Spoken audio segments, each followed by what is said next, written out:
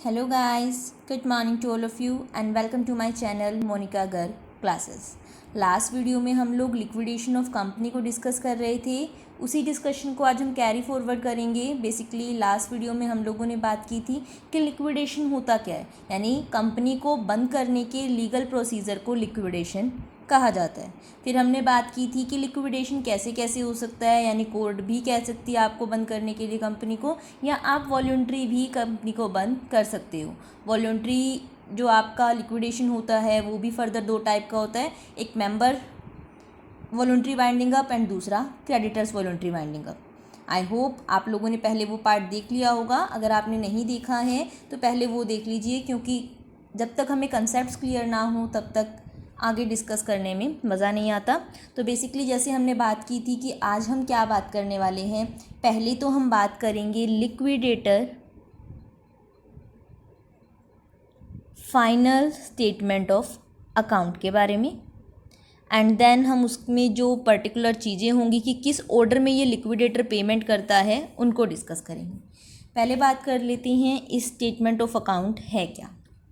देखो, हमने कल क्या कहा था, लिक्विडेशन का काम करने के लिए एक लिक्विडेटर अपॉइंट होता है, यानी एक पर्सन जो लिक्विडेशन का सारा काम करेगा उसे लिक्विडेटर कहा जाता है।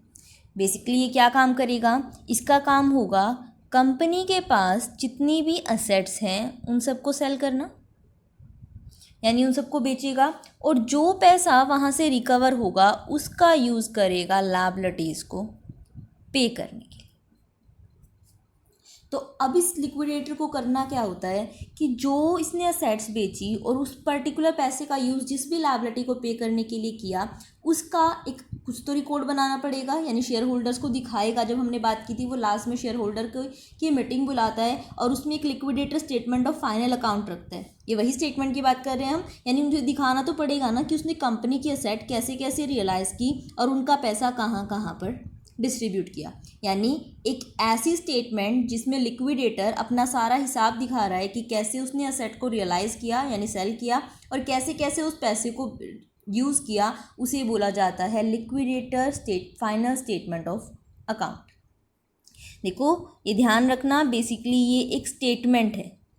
हम इसे स्टेटमेंट ऑफ अकाउंट क्यों बोल रहे हैं, बेसिकली हम इसे बनाएंगे एक अकाउंट की फॉर्म में, यानी अकाउंट की तरह बनाएंगे। एक डेबिट साइड होगी, क्रेडिट साइड होगी इसकी, लेकिन ये जो होता है ये बेसिकली एक स्टेटमेंट है। यानी ये आप कह सकते हो कि जितना भी लिक्विडेटर रिसिप्ट करेगा या जितनी वो पेमेंट करेगा उनका एक हिसाब है। इन शॉर्ट कैश बुक का एक एब्स्ट्रैक्ट है, यानी कैश बुक की छोटी फॉर्म है जिसमें लिक्विडेटर ने कहाँ कहाँ से पैसा लाया, कहाँ कहाँ दिया, उस सब का रिकॉर्ड है। और क्योंकि ये अकाउंट नहीं है, बेसिकली एक स्टेटमेंट है, इसीलिए यहाँ पर डबल एंट्री सिस्टम फॉलो नहीं होगा। यानी जैसे हम normal final statement of accounts बनाते हैं तो हम उसका डबल एक्सपेक्ट ढूंढते हैं कि एक ट्रीटमेंट यहाँ हुआ दूसरा दूसरी जगह होगा। यहाँ पर ऐसा कुछ नहीं है। बेसिकली एक कैश बुक की तरह है, जो रिसीव होगा वो एक तरफ होगा और जो पे किया जाएगा वो दूसरी तरफ होगा। सिर्फ यहाँ पर एक थोड़ी सी चीज़ें अलग क्या होंगी कि लिक्विडेटर ऐसे ही नहीं कि किसी को भी पे कर सकता है, उसे एक proper order of payment follow करना पड़ता है कि पहले किसकी पेमेंट ज़रूरी है उसके बाद किसकी है। ठीक है, तो ऑर्डर पर जाने से पहले एक बार हम थोड़ा सा इस अकाउंट को डिस्कस कर लेते हैं। बेसिकली पेमेंट की बात तो बाद में आएगी, पहले तो हमें क्या डिस्कस करना पड़ेगा कि पैसा रिसीव कहाँ कहाँ से होगा। मेजरली तो हमने बोला सेट बेची जाएंगी, बट इसके अलावा भी कंपनी के पास सोर्स होते हैं, पहले उनको डिस्कस कर लेते हैं। और जो भी चीज़ें होंगी वो साथ के साथ liquidator final statement of account बनाते हैं उसमें लिखते चलेंगे जैसे जैसे हम उनको डिस्कस करते जाएंगे। तो देखो, बेसिकली ये है हमारी liquidator final statement of account, यानी अकाउंट की तरह बनाएंगे। डेबिट साइड इसकी सारी रिसिप्ट्स होंगी, यानी जो भी पैसा लिक्विडेटर को मिलेगा वो उसको डेबिट करेगा liquidator final statement of account में, और जो जो वो पे करेगा उन सबको क्रेडिट साइड लिखता जाएगा। ठीक है, तो हम यही करेंगे, हम भी यही काम करेंगे कि जो जो हमें मिलेगा उसको डेबिट में लिखते जाएंगे और जो भी हम पे करेंगे वो क्रेडिट में लिखते जाएंगे। देखो सबसे पहला तो कुछ कैश तो कंपनी के पास खुद ही पड़ा होगा, कंपनी बंद हो रही है, इसका मतलब ये थोड़ी है कि उसके पास कैश नहीं होगा, उसके पास कुछ कैश, कुछ बैंक बैलेंस कुछ पड़ा होगा, तो वो भी लिक्विडेटर। ये तो है नहीं है कि हमने ये कहा है कि कंपनी के असेट्स को बेच के उसे पैसा देना है, तो जो पहले से पैसा है उसका यूज़ नहीं किया जाएगा।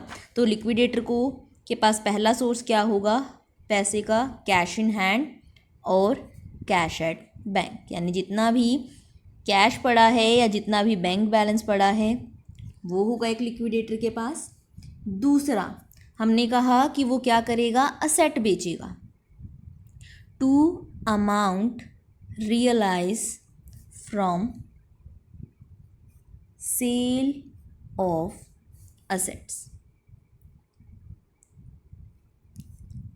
अलग अलग लिखेंगे, जैसे मान लो लैंड एंड बिल्डिंग सेल की, प्लांट एंड मशीनरी सेल की, फर्नीचर सेल किया, जो भी उनका पर्टिकुलर अमाउंट होगा उन सबको टोटल किया जाएगा और हम लिख देंगे। ठीक है, इसके बाद देखो और क्या क्या सोर्स होंगे उसके पास। अब देखो हमें ये पता है कि कंपनी को सबसे पहले जो पेमेंट करनी होती है वो बाहर वाली पार्टीज़ की करनी होती है। ठीक है, और उसके लिए वो क्या कर सकती है, इक्विटी वालों की कैपिटल का भी यूज़ कर सकती है, यानी प्रेफरेंस शेयर होल्डर हो, इक्विटी शेयर होल्डर हो, उनकी कैपिटल का जो नंबर है पेमेंट का वो बाद में आता है। अब ये भी तो हो सकता है ना कि कंपनी के जो शेयर होल्डर हैं उनसे अभी तक पूरा पैसा मंगवाया ही ना गया हो।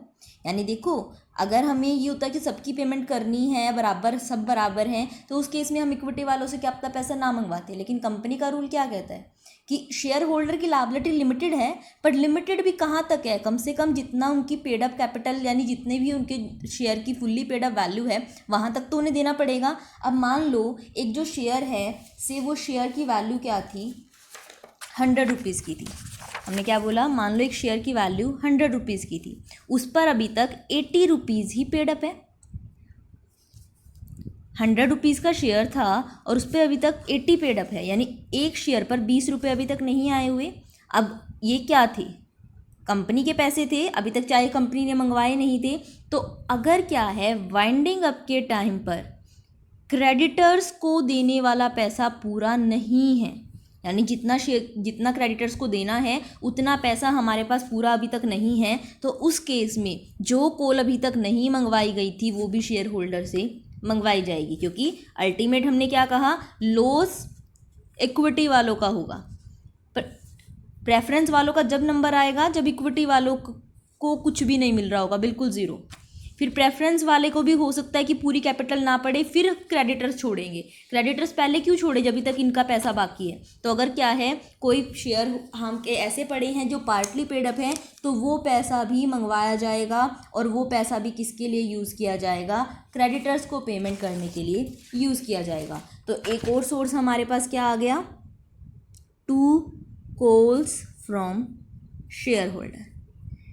वो भी पैसा अगर शेयर होल्डर ने कॉल दी, कुछ पेंडिंग होगा, तो वो भी पैसा कौन यूज़ करेगा, लिक्विडेटर यूज़ करेगा। और एक आखिरी सोर्स हमारे पास पैसे का, surplus amount of secured creditors.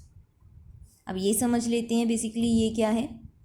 देखो हमें एक चीज़ पता है, मान लो कि हम क्या करते हैं, कई बार क्रेडिटर्स को सिक्योरिटी दे देते हैं। से एक क्रेडिटर है जिसके हमें 50,000 रुपये देने हैं, ठीक है, और उसको हमने अपनी एक असेट गिरवी दी हुई है, उसके सामने एज अ सिक्योरिटी उसे दी हुई है, और वो जो असेट हमने दी थी जब लिक्विडेशन के टाइम उसको बेचा गया तो उसको बेचकर 60,000 रुपये मिले।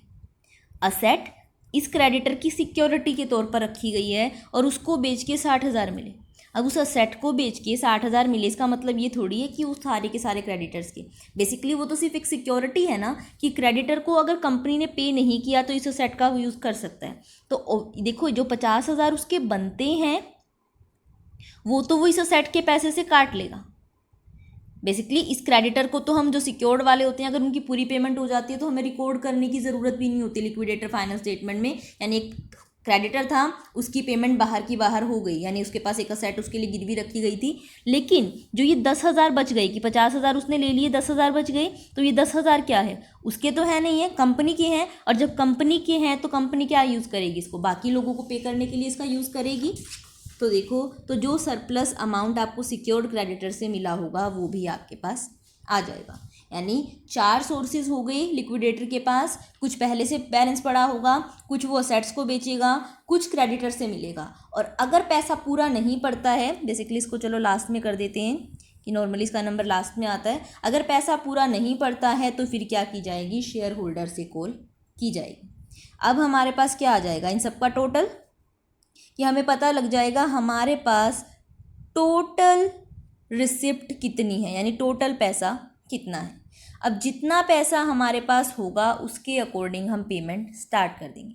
यानी अब हम पेमेंट का एक ऑर्डर डिस्कस करेंगे, और वो ऑर्डर देखो, ये मैंने ऊपर नीचे लिख दिया, चल भी जाएगा, ये आप ऊपर नीचे लिख दोगे ये भी चल जाएगा, लेकिन ये ऑर्डर जो भी हम डिस्कस करने वाले हैं वो ऊपर नीचे नहीं चलेगा। यानी हम ये बात करेंगे कि किसको प्रेफरेंस ज़्यादा है, किसको प्रेफरेंस कम है। जिसकी प्रेफरेंस ज़्यादा है पहले उसको पेमेंट मिलेगी, फिर उसके बाद, फिर उसके बाद, फिर उसके बाद। तो किसी भी कंडीशन में ये ऑर्डर चेंज नहीं हो सकता, एज इट इज़ ऑर्डर रहेगा। और बहुत ही सिंपल ऑर्डर है, ऑब्वियस सी चीज़ें हैं कि किसके बाद किसका नंबर आना चाहिए, उसी अकॉर्डिंग हम डिस्कस करेंगे। और जो जो चीज़ें डिस्कस करते जाएंगे वो एक एक करके यहाँ पर लिखते जाएंगे कि किन किन को पेमेंट करनी है। बेसिकली जो टोटल पैसा आएगा वो उस ऑर्डर में वहाँ तक दिया जाएगा जहाँ तक हमारे पास पैसा होगा। जैसे ही पैसा ख़त्म वहीं पर हमारा ऑर्डर ख़त्म। यानी हमें वो ऑर्डर क्यों फॉलो करना है कि अगर क्या है, मान लो मैंने यहाँ पर 10 आइटम लिखवाई, हमारे पास इतना पैसा है कि 4 को पूरा दे सकते हैं, 5 को आधा दे सकते हैं, तो हम 4 को पूरा देंगे, 5वें को आधा देंगे, आगे का छोड़ देंगे। यानी पेमेंट उसी ऑर्डर में मिलती है। और यहाँ पर देखो, अगर हमने ऑर्डर ऊपर नीचे कर दिया, इसका मतलब हो सकता है कि जिसको पैसा मिलना था उसको ना मिले और दूसरे को मिल जाए। तो बेसिकली कंपनी ये नहीं कर सकती, जिनको प्रेफरेंस है उनको पहले मिलेगा, जिनको जैसे इक्विटी और प्रेफरेंस शेयर होल्डर ही लगा लो। अभी हमारे यहाँ पर तो सारे सब कुछ आएंगे क्रेडिटर्स वगैरह, बट 1 मिनट के लिए प्रेफरेंस शेयर और इक्विटी शेयर की तरीके से समझो कि मैं कभी भी ऐसा कर सकते हैं, हमने जितना पढ़ा है कि हम पहले इक्विटी वालों की कैपिटल रिटर्न कर दें और फिर प्रेफरेंस वालों की करें। हो सकता है इक्विटी वालों की रिटर्न करने के बाद प्रेफरेंस के लिए कुछ बचे ही नहीं, लेकिन लोग क्या कहता है, पहले प्रेफरेंस वालों को प्रेफरेंस है, पहले उनकी कैपिटल दी जाएगी, फिर कुछ बचेगा तो इक्विटी वालों की। तो अब हम शुरू से कंपनी की जितनी भी लायबिलिटी होती है उनको डिस्कस करेंगे कि पहले किसको दिया जाएगा, फिर कुछ बचा तो किसको दिया जाएगा, फिर कुछ बचा तो किसको दिया जाएगा। यानी बेसिकली पहले हम ऑर्डर ऑफ पेमेंट डिस्कस कर लेते हैं और फिर यहाँ पर बात करेंगे उसी ऑर्डर में, यहाँ पर हम पेमेंट लिख देंगे सारी। ऑर्डर ऑफ पेमेंट, तो देखो सबसे पहले किसकी पेमेंट की जाएगी, सबसे पहले पेमेंट की जाएगी लीगल चार्जेस की। यानी हो सकता है कंपनी ने, जैसे मान लो कंपनी बंद हो रही है या फिर बंद होने से पहले भी हो सकता है कि कंपनी ने किसी के ऊपर केस किया हुआ हो किसी अमाउंट की रिकवरी के लिए कि कोई उसका पैसा नहीं दे रहा, या फिर किसी और ने कंपनी के ऊपर किसी टाइप का केस किया हुआ है कि कंपनी ने गलत प्रोडक्ट दिया है या कुछ भी। तो उस केस में कंपनी को क्या होंगे, लीगल चार्जेस अगर होंगे, खुद केस कर रही है तो भी और कोई और केस कर रहा है तो उसे डिफेंड करने में वकील के चार्जेस होंगे। वकील के छोड़ो, चलो वो तो हमारे लीगल चार्जेस में बेसिकली नहीं आएंगे। यानी मान लो हमें कोर्ट को कुछ पे करना है उस पर्टिकुलर सूट की वजह से, उस पर्टिकुलर केस की वजह से, तो जो सबसे पहला नंबर आएगा उन्हीं लीगल चार्जेस का आएगा। यानी जो कोर्ट ने आपके ऊपर चार्जेस लगाए हैं, जो आपको लीगल चार्जेस पे करने हैं, उनकी प्रेफरेंस है। आपके पास सबसे पहले जितना पैसा होगा उसका यूज़ किया जाएगा लीगल चार्जेस को पे करने के लिए, फिर कुछ बचेगा तो आगे चीज़ों की पेमेंट होगी। अदरवाइज़ सिर्फ चाहे लीगल चार्जेस पे करके आपको रुकना पड़े, आप ये ज़रूर दोगे, इनसे आप नहीं छूट सकते। दूसरी बात, दूसरा आप पे करोगे लिक्विडेटर रेम्युनरेशन। देखो सारा लिक्विडेशन का काम कौन करेगा, लिक्विडेटर करेगा, सारी असेट्स बेचेगा, सबको पेमेंट करेगा। तो अब हम ये थोड़ी ना इसको लास्ट में रख सकते हैं, अगर उसको लास्ट में रखेंगे तो वो काम ही नहीं करेगा, वो इस टाइप के काम को करेगा ही क्यों जहाँ पर उसकी पेमेंट ही सिक्योर नहीं है। यानी लीगल चार्जेस तो सबसे ऊपर है, लेकिन लीगल चार्जेस पे करने के बाद उसके बाद नंबर आता है आपके लिक्विडेटर की रेम्युनरेशन का। यानी हमने जो भी रेम्युनरेशन एग्री की होगी कि लिक्विडेटर को पे की जाएगी उस काम के लिए, तो उसके बाद उसका नंबर आता है।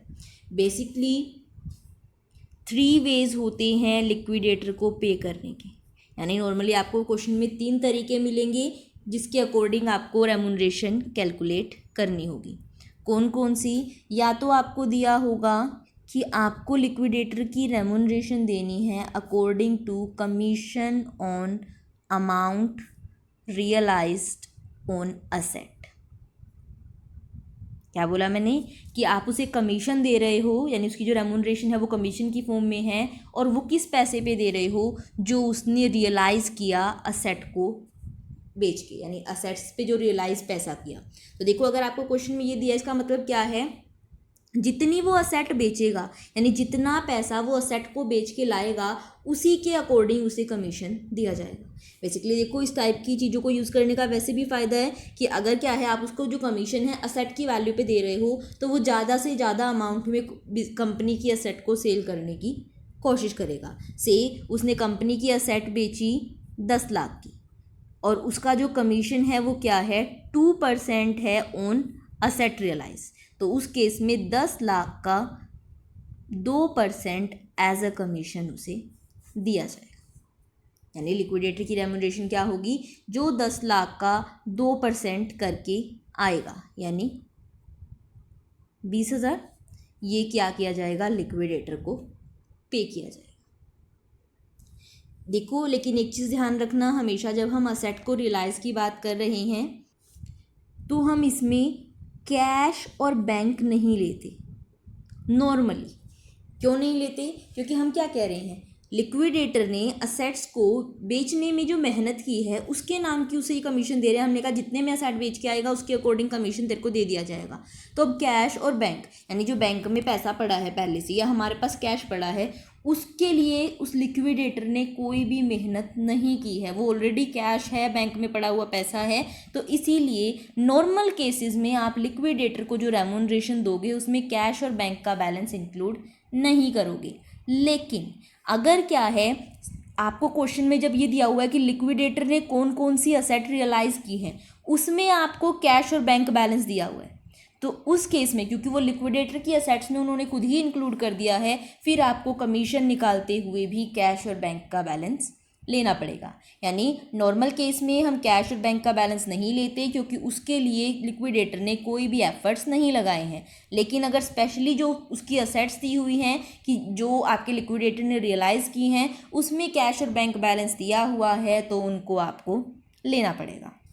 दूसरी बात कि जो पैसा सिक्योर्ड क्रेडिटर्स को मिला है, यानी बेसिकली हमने अभी एक एग्जांपल लिया था जहाँ पर हमने कहा था कि एक सिक्योर्ड क्रेडिटर है से 50,000 का, और उसके पास हमने एक असेट रखी हुई है। तो नॉर्मल केसेस में जो असेट सिक्योर्ड क्रेडिटर के पास रखी गई है वो भी कैलकुलेशन में ली जाएगी, क्योंकि देखो बेसिकली उसको भी बेचना पड़ेगा ताकि हम क्रेडिटर की पेमेंट कर सकें और जो बचा हुआ पैसा है वो अपने बिजनेस में ला सकें। तो हमें क्या करना है, जब लिक्विडेटर की रेमुनरेशन कैलकुलेट करेंगे तो जो सिक्योरिटी पे रखी हुई असेट है उसको भी लेना है। लेकिन अगर क्वेश्चन में स्पेशली ये लिखा हुआ है कि उस असेट को बेचने का काम क्रेडिटर ने खुद ने किया है, तो उस केस में हम इसे नहीं लेंगे क्योंकि वहाँ पर फिर लिक्विडेटर की मेहनत नहीं है। यानी अगर नॉर्मल केस है तो हम क्या करेंगे, क्रेडिटर के पास जो सिक्योरिटी में असेट रखी हुई है वो भी लिक्विडेटर ने बेची होगी ये मान लेंगे और उसको पेमेंट देते हुए रेमुनरेशन निकालते हुए यूज़ करेंगे। लेकिन अगर बोला गया है कि उस असेट को क्रेडिटर ने खुद बेचा है तो उस केस में क्योंकि लिक्विडेटर ने यहाँ पर कुछ काम नहीं किया है तो लिक्विडेटर को हम क्या करेंगे, उसको इंक्लूड नहीं करेंगे।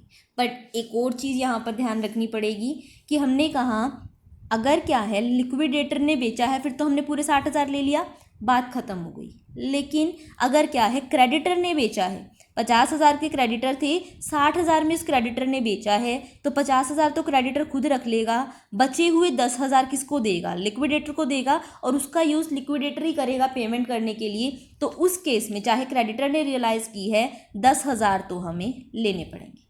यानी लिक्विडेटर ने रियलाइज़ की है तो पूरे 60,000, और अगर क्रेडिटर ने रियलाइज़ किया है तो जितना उसकी पेमेंट उस क्रेडिटर की पेमेंट करने के बाद असेट पे एक्सेस बचा है, यानी उसने अपनी पेमेंट रख ली, उसके बाद जो एक्सेस लिक्विडेटर को दिया है उसको फिर भी इंक्लूड किया जाएगा लिक्विडेटर की रेम्यूनरेशन निकालते हैं। बस इतना ही था कि अगर हमें कमीशन असेट्स की रियलाइज वैल्यू पे दिया है तो हमें नॉर्मल केसेस में कैश बैंक नहीं लेने हैं, बट अगर स्पेशली दिया हुआ है कि लिक्विडेटर ने रियलाइज़ किए हैं तो लेने हैं। दूसरा, अगर क्या है जो असेट है जो सिक्योरिटी पे रखी हुई थी नॉर्मल केसेस में वो लेनी है पूरी, और अगर क्या है लिखा हुआ है क्रेडिटर ने बेची है तो उस केस में अगर कुछ एक्सेस बचता है तो ही लेंगे, अदरवाइज नहीं लेंगे। इसके बाद दूसरा तरीका आपको हो सकता है कि दिया हो commission on amount paid to unsecured creditor. देखो ये क्रेडिटर कौन से थे, सिक्योर्ड वाले थे। कुछ ऐसे भी होंगे जो क्या होंगे, अनसिक्योर्ड होंगे। तो कई बार आपको क्वेश्चन में ये भी दिया हो सकता है कि जो पैसा आप अनसिक्योर्ड क्रेडिटर को पे करोगे, यानी जितने पैसे आप अनसिक्योर्ड क्रेडिटर के वापस कर पाओगे उतना ज़्यादा उस अकॉर्डिंग आपको कमीशन दिया जाएगा। तो देखो इससे भी लिक्विडेटर ट्राई करेगा कि ज़्यादा से ज़्यादा सेट से वैल्यू मिले ताकि क्या हो, अनसिक्योर्ड क्रेडिटर्स को ज़्यादा से ज़्यादा पैसा उनका वापस मिले और उसे भी कमीशन ज़्यादा मिले। अब ये कैसे निकाला जाएगा, इस चीज़ को निकालते हुए कि क्रेडिटर को कितना पे किया गया है और उसके अकॉर्डिंग कमीशन, दो चीज़ें हमें ध्यान रखनी पड़ेंगी। पहली, अगर क्या है आपके पास सफिशेंट अमाउंट अवेलेबल है कि आप क्या है अपने क्रेडिटर्स को, अनसिक्योर्ड क्रेडिटर्स को पूरी पेमेंट कर पाओगे, यानी sufficient amount is available to pay unsecured creditors. यानी देखो ये क्या कह रहे हैं, अगर आपके पास मान लो आपको क्या करने थे, क्रेडिटर के टोटल 5 लाख रुपए देने थे, ठीक है, यानी आउटसाइड पार्टीज़ के 5 लाख रुपए देने थे आपको और आपने क्या कर दिया है, आपके पास पूरे 5 के 5 लाख हैं, यानी आपके पास लीगल चार्जेस देने के बाद, लिक्विडेटर की रेम्यूनरेशन को भी देने के बाद, मैंने इस बात पे स्पेशल स्ट्रेस डाला है, वो क्यों डाला है बताऊंगी 2 मिनट में। लिक्विडेटर की भी रेम्यूनरेशन देने के बाद आपके पास इतने पैसे, फिर उसके बाद आपका डिबेंचर होल्डर वगैरह का नंबर भी अभी आएंगे। उसके बाद अभी हमने ये बात नहीं की है कि इसके बाद हम अनसिक्योर्ड क्रेडिटर को दे रहे हैं, मैंने कहा जब भी अनसिक्योर्ड क्रेडिटर का नंबर आएगा, इसको देने के बाद, इसको देने के बाद, बीच में जो पार्टी आती होंगी उनको देने के बाद, फिर जब अनसिक्योर्ड क्रेडिटर्स का नंबर आएगा उस टाइम हमारे पास 5 लाख हमें देने हैं क्रेडिटर्स को, और हमारे पास जो पैसा बचा हुआ है वो 5 लाख या उससे ज़्यादा है। इसका मतलब जितने भी अनसिक्योर्ड क्रेडिटर्स हैं उनका पूरा पैसा उन्हें मिल जाएगा। तो उस केस में तो सिंपल सी बात है, मैंने कह दिया इसका कमीशन 3% है अनसिक्योर्ड क्रेडिटर पे, तो कि आप क्या कर दो, जितने भी आपके अनसिक्योर्ड क्रेडिटर्स हैं मल्टीप्लाई 3% कर दो, यानी amount of unsecured creditors multiply rate of commission divided by 100। तो आपके पास क्या आ जाएगी कि आपको कितने कमीशन उसे देना है, इसमें कोई डिफ़िकल्टी नहीं है। बट एक चीज़ ये भी तो हो सकती है कि आपके पास पूरा पैसा ना हो, यानी मान लो जब क्रेडिटर का नंबर आया आपने उन्हें देने तो 5 लाख ही थे, बट आपके पास सिर्फ बचे हुए हैं इस टाइम 3 लाख, ठीक है। अब नॉर्मली हमारे दिमाग में क्या आएगा, 3 लाख बचे हुए हैं तो 3 लाख दे देते हैं, और लिक्विडेटर को जो रेम्यूनरेशन देनी है, कमीशन देना है, वो 3 लाख पे दे देंगे, यही आएगा। नॉर्मल चीज़ यही बनती है हमारे माइंड में आनी।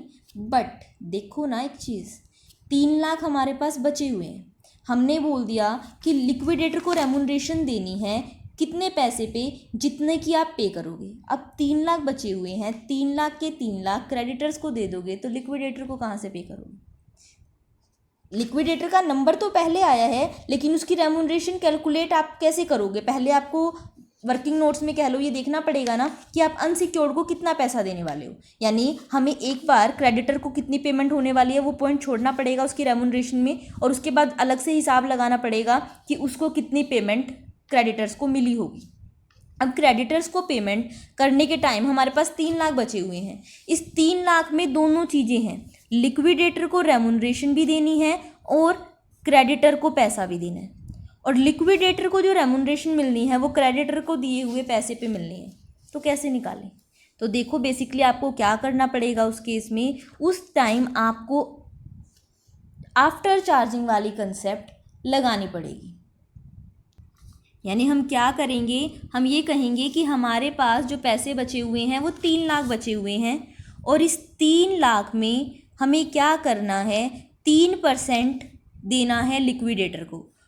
और ये 3 लाख क्या मान के चलने हैं, इस 3 लाख में 100%, 100 पैसे तो किसके हैं, क्रेडिटर के हैं, और 3 पैसे 3% देना है किसके हैं, आपके लिक्विडेटर के हैं, यानी डिवाइड बाय 103, यानी amount available for unsecured creditors multiply percent of commission divided by 100 plus percent of commission। क्या कहा मैंने, पूरा पैसा अवेलेबल है तो डायरेक्ट पूरे पैसे के ऊपर हम दे सकते हैं, क्योंकि मान लो हमारे पास उस टाइम 5,30,000 रुपये बचे हुए हैं, हम इसको भी दे देंगे और जो रेमुनरेशन बचेगी वो भी इजली पे कर देंगे, हमें कोई दिक्कत नहीं है। लेकिन जब हमारे पास पूरा पैसा नहीं है क्रेडिटर्स को देने के लिए, तो फिर जो बचा हुआ पैसा है 3 लाख, उसका हमें ऐसे हिसाब करना है कि एक क्रेडिटर को पेमेंट मिल जाए और फिर बचे हुए में लिक्विडेटर को रेमुनरेशन भी मिल जाए, और वो रेमुनरेशन कितनी हो, जितनी क्रेडिटर को पेमेंट हुई हो उसका 3%। अब देखो मैं इस चीज़ को आपको टेस्ट करके दिखाती हूँ। चलो ये कैलकुलेशन थोड़ी सी वो हो जाएगी। मान लेते हैं कि जो आपका पेमेंट आपको से हम यही मान लेते हैं कि 3 लाख रुपये आपके पास अवेलेबल हैं, 5 लाख आपको क्रेडिटर्स के देने हैं, ठीक है, और आपकी जो कमीशन की रेट है से 10% है, ठीक है।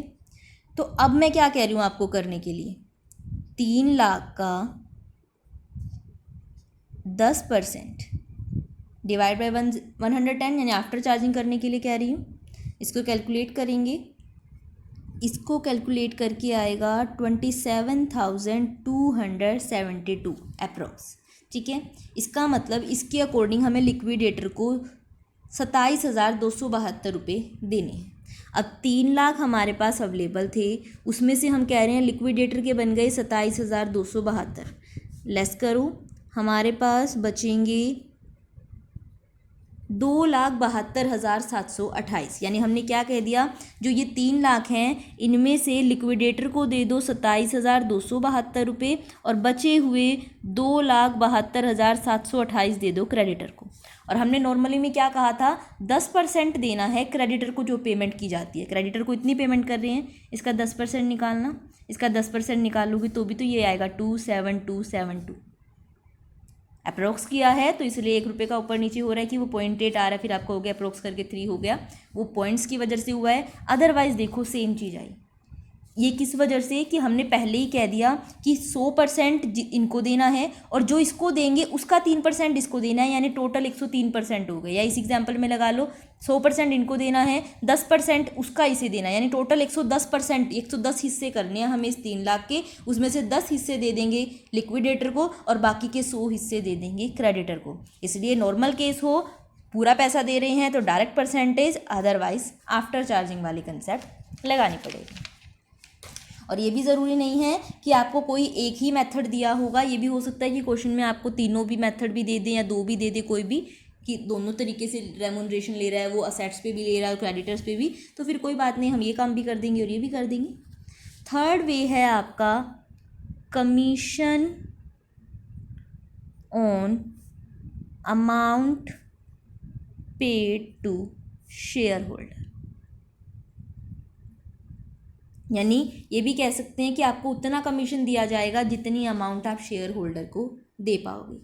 अगर आपका देखो, शेयर होल्डर को तो हम कौन सा पैसा देंगे जो बिल्कुल बच गया, यानी उसमें तो हमें ये चीज़ लगा ही नहीं सकते कि हम ये कह दें कि उनको देने के लिए सफिशेंट है या नहीं है। सफिशेंट वाला केस तो आएगा ही नहीं, क्योंकि जितना है सारा उनका है, चाहे ज़्यादा हो तो भी उनका है, कम हो वो भी उनका है। तो उस केस में बिफोर चार्जिंग वाली कंसेप्ट कभी लग ही नहीं सकती। इसीलिए आपको पास जितना भी पैसा बचा होगा, यानी amount available for share holder, जितना भी बचा होगा उसी में से आपको हिस्से करने पड़ेंगे, किसके, शेयर होल्डर के भी, और फिर जो शेयर होल्डर का हिस्सा है उसके ऊपर लिक्विडेटर की रेमुनरेशन के भी। तो आपको वही जो क्रेडिटर्स पे आफ्टर चार्जिंग की कंसेप्ट लगाई, यानी percentage of commission divided by 100 plus percentage of commission लगाना पड़ेगा।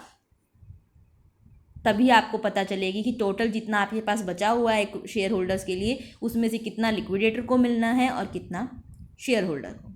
अगर आपके पास सीधा लिखा है कि शेयर होल्डर को अमाउंट कितना पे करना है उसके ऊपर निकालना है, तो उस केस में जो आप कमीशन निकालोगे वो अनसिक्योर्ड क्रेडिटर को देने के बाद जो भी हमारा बचता है ना, जब हम ऑर्डर करेंगे तो सारा शेयर होल्डर का होता है। तो जितना भी होगा, यानी चाहे इक्विटी वालों का हो चाहे प्रेफरेंस वालों का हो, टोटल के ऊपर ऐसे ही निकाल देंगे।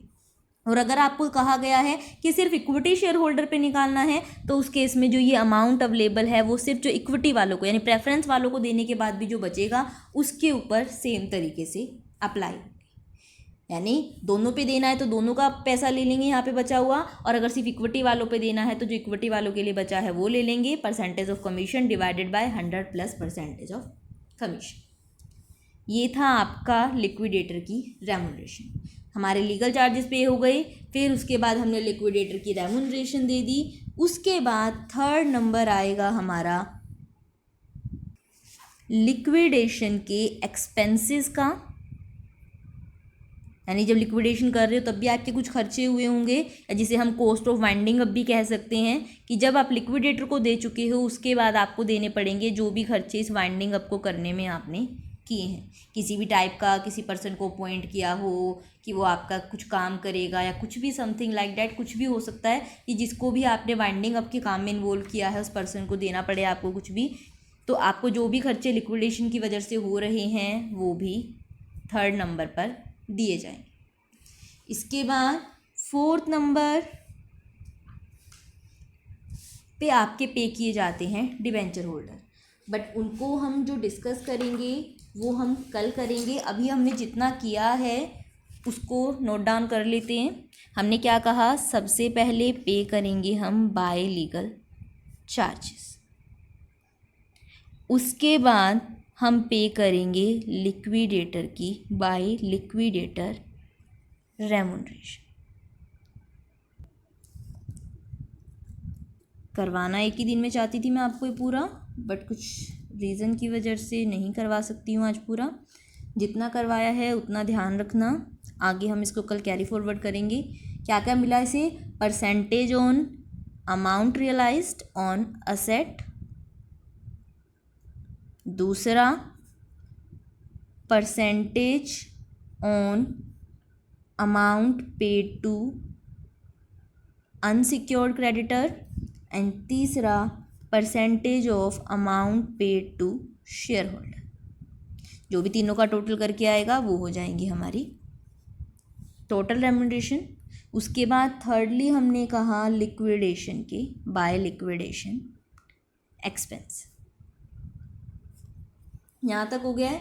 इसके बाद लिक्विडेटर के बाद जैसे मैंने बोला डिबेंचर होल्डर का नंबर आएगा, उसको कैसे पे करना है, क्या चीज़ें कंसीडर होंगी, और आगे जो भी बच गए हैं हमारे अनसिक्योर्ड क्रेडिटर्स बच गए हैं या प्रेफरेंशियल क्रेडिटर्स बच गए हैं, इक्विटी वाले प्रेफरेंस वाले, उन सबको हम कल डिस्कस करेंगे। आई होप आपको आज की वीडियो समझ में आई होगी। अगर आपको वीडियो पसंद आ रही है तो वीडियो को लाइक और चैनल को सब्सक्राइब करना मत भूलना। आप मेरे फेसबुक पेज को भी फॉलो कर सकते हो, और आप यहाँ पर भी बेल आइकन प्रेस कर लेना ताकि मेरे आने वाली वीडियोज़ की नोटिफिकेशन आपको मिलती रहे।